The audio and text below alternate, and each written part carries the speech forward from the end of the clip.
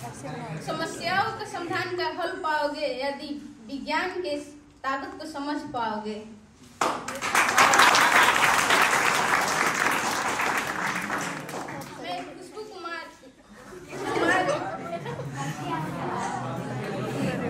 मैं खुशबू कुमारी आप सभी को 28 फरवरी यानी कि विज्ञान दिवस के अवसर पर बधाई देती हूँ। मैं अब मंच पर राहुल सर को आमंत्रित करना चाहती हूँ। Clap for Rahul sir. हमको माइक की जरूरत नहीं है।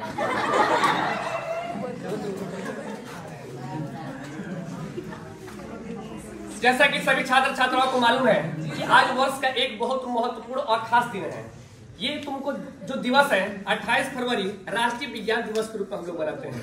राष्ट्रीय विज्ञान दिवस यानी कि नेशनल साइंस डे हम लोग क्यों मनाते हैं, इस बात से सभी छात्र छात्राएं भली भांति क्या होंगे, परिचित होंगे। आज ही के दिन यानी कि 28 फरवरी 1928 ईस्वी को हमारे देश के एक महान वैज्ञानिक है जिनका नाम था सीवी रमन, चंद्रशेखर वेंकट रमन ने रमन प्रभाव का खोज किया था। रमन जो प्रभाव था यह आपका प्रकाशिकी यानी कि लाइट ऑप्टिक्स से संबंधित था। जब प्रिज्म में से प्रकाश की किरणें गुजरती है तो ये डिस्पर्स हो जाती है, इसी से संबंधित है।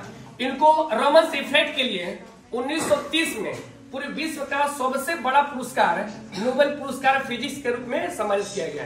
ये हमारे लिए एक गर्व की बात है। लेकिन ये जो जनरेशन है, ये तुमको जो आज का युग है, ये महान वैज्ञानिकों के बारे में बहुत कम जानता है। तो छोटा सा हम प्रकाश डालेंगे, आप लोग इस बात को समझने का कोशिश कीजिएगा, ठीक है। सर सीवी रमन यानी कि चंद्रशेखर वेंकट रमन का जन्म 7 नवंबर 1888 को तमिलनाडु के तिरुचिरापल्ली में हुआ था। ये बचपन से ही प्रतिभावान थे, लेकिन इनके मन में एक जिज्ञासा जरूर था कि हम लोग विज्ञान के बारे में क्या करें, जाने।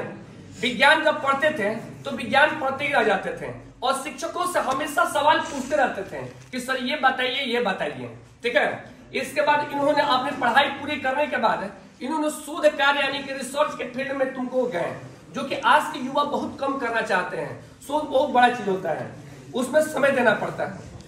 शोध करते करते ये विदेश गए, वहां भी ख्याति को प्राप्त किए। इसके बाद अपने देश में तरह तरह का इनोवेशन में इनका बहुत बड़ा क्या हुआ, योगदान हुआ, ठीक है। और जब भारत हमारा देश आजाद हुआ तो बहुत हमारे पास तकनीक का क्या था, कमी था। इनका तकनीक भी एक दिन क्या हुआ, काम आया, रमन इफेक्ट। और जब भारत आजाद हुआ तो इनको 1954 ईस्वी में पहली बार जब 1954 ईस्वी में इनको भारत का सबसे सर्वोच्च पुरस्कार भारत रत्न सम्मानित किया गया, एक बहुत गर्व की बात है। इसके बाद ये बहुत सारा काम किए, दुनिया को छोड़कर जाने के पहचान है। हमारे पास बहुत सारी क्या थी, चुनौती थी, विज्ञान में जाने के लिए आगे। इसके बाद हमारा देश ने इसरो का स्थापना किया 1969 में, इंडियन स्पेस रिसर्च ऑर्गेनाइजेशन। जब इसरो का स्थापना हुआ तो उस समय हम लोग के पास उतना अच्छा तकनीक नहीं था। हम लोग साइकिल तो रॉकेट को क्या कर जाते थे, ले जाते थे। और उस समय 1969 जब इसरो बना था तब तक नासा चंद्रमा पर है यानी कि अंतरिक्ष में अपना मानव मिशन भेज चुका था। आज 2025 चल रहा है, लेकिन अभी तक इसरो किसी भी व्यक्ति को चंद्रमा के सतह पर नहीं उतारा है। लेकिन कार्यरत है। हम अपने वैज्ञानिकों को तारीफ करते हैं कि दिन रात वे क्या करते हैं, मेहनत करते हैं अपने देश को अमेरिका और चीन, जापान, ब्रिटेन जैसे कंट्री में स्टैंड करने के लिए। इसरो ने बहुत सारा नया काम किया है।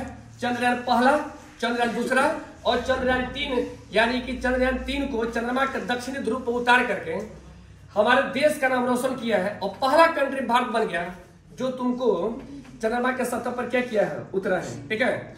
बस बहुत तुमको जल्दी चंद्रमा के सतह पर हम लोग का मानव मिशन क्या करेगा, जाएगा। केवल चंद्रमा पर ही नहीं, हम लोग सूर्य पर ही पहुंच चुके हैं। सूर्य के आसपास हम लोग का गया था।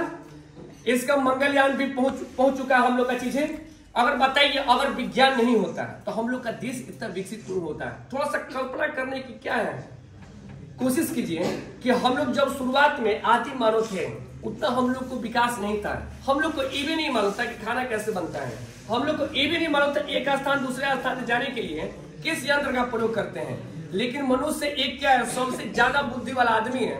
मनुष्य तुमको सबसे ज्यादा बुद्धि वाला प्राणी है और उसने अपने बुद्धि का प्रयोग किया है और प्रयोग करके देखिए आज हम लोग किस युग में कर रहे हैं। ये आधुनिक जो युग है, ये साइंस और टेक्नोलॉजी का युग है, जो आधुनिक युग है, विज्ञान और प्रौद्योगिकी के युग है। ठीक है, थोड़ा समझने की कोशिश करते हैं। हम लोग संचार के लिए पहले लेटर लिखते थे, पत्र लिखते थे, इसके बाद भेजते थे, लेकिन धीरे धीरे वो क्या हुआ, टेलीफोन परिचित हुआ, इसके बाद बेतार हो गया चीजें, इसके बाद इंटरनेट आ गया मोबाइल में, और सभी लोग जानते हो मोबाइल ने हमारे काम को बहुत क्या कर दिया, आसान बना दिया है। अगर मोबाइल अगर नहीं रहता है तो हम लोग का जीवन बहुत क्या रहता है, कठिनाईपूर्ण रहता है। कोई भी कार्य करना होता है हम लोग टेक्नोलॉजी और साइंस का क्या करते हैं, सहारा लेते हैं। या तो फिजिक्स हो, या केमिस्ट्री हो, या तो बायोलॉजी हो, या स्पेस साइंस हो, या तो आपका अर्थ साइंस हो। दिन प्रतिदिन ये क्या कर रहा है, वृद्धि कर रहा है, और बहुत सारे साइंटिस्ट क्या कर रहे हैं, दिन प्रतिदिन खोज करते जा रहे हैं, इसको बोलते हैं इनोवेशन। ठीक है, थोड़ा सा सोचने की जरूरत है। अगर अपना साइंस नहीं रहता है तो एक समय था जब दुनिया पूरा क्या हो चुका था, थम चुका था। अगर साइंस नहीं रहता तो ये कोरोना का वैक्सीन नहीं बन पाता है, और हम लोग इस तरीके से एक दूसरे से मिल करके बातें नहीं कर पाते हैं। साइंस का ही दिन है कि हम लोग पहले जमीन पर चलते थे, इसका मोटर गाड़ी का आविष्कार हुआ, इसके बाद धीरे धीरे हम लोग आसमान में क्या करना, उड़ने लगे और पूरी दुनिया को देखने लगे। ठीक है, एक स्थान से दूसरे स्थान तक जाने में बहुत समय भी नहीं लगता है, तुरंत आदमी क्या कर जाता है, पहुंच जाता है। क्रिकेट होता है आपके यूएई में, हम लोग लाइव देख पाते हैं। ये विज्ञान और साइंस और टेक्नोलॉजी का ही क्या है, देन है। साइंस और टेक्नोलॉजी आपका हर एक क्षेत्र में प्रयोग हो रहा है, या आपका एजुकेशन शिक्षा के क्षेत्र हो, बैंकिंग के क्षेत्र हो, या तो स्पेस साइंस के क्षेत्र हो, चाहे रिसर्च इनोवेशन के क्षेत्र हो, हर एक जगह आपका विज्ञान का क्या है, उपयोग है। विज्ञान दिन प्रतिदिन प्रगति करता जा रहा है, और विज्ञान के लिए आगे बढ़ाने के लिए बहुत सारे साइंटिस्ट होते हैं।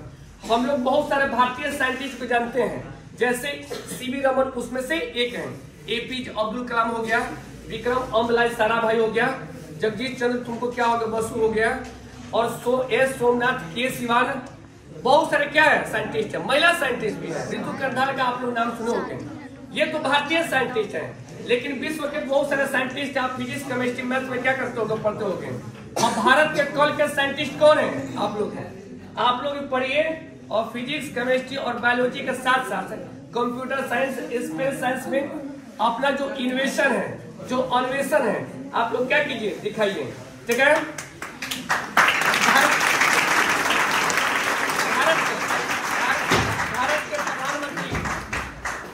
भारत के प्रधानमंत्री अटल बिहारी वाजपेयी ने कहा था, जय जवान जय किसान जय विज्ञान। लेकिन हमारे तत्कालीन प्रधानमंत्री बोले जय जवान जय किसान जय अनुसंधान। इन्हीं सही बातों से मैं अपने वाणी को विराम देता हूँ। बहुत बहुत धन्यवाद।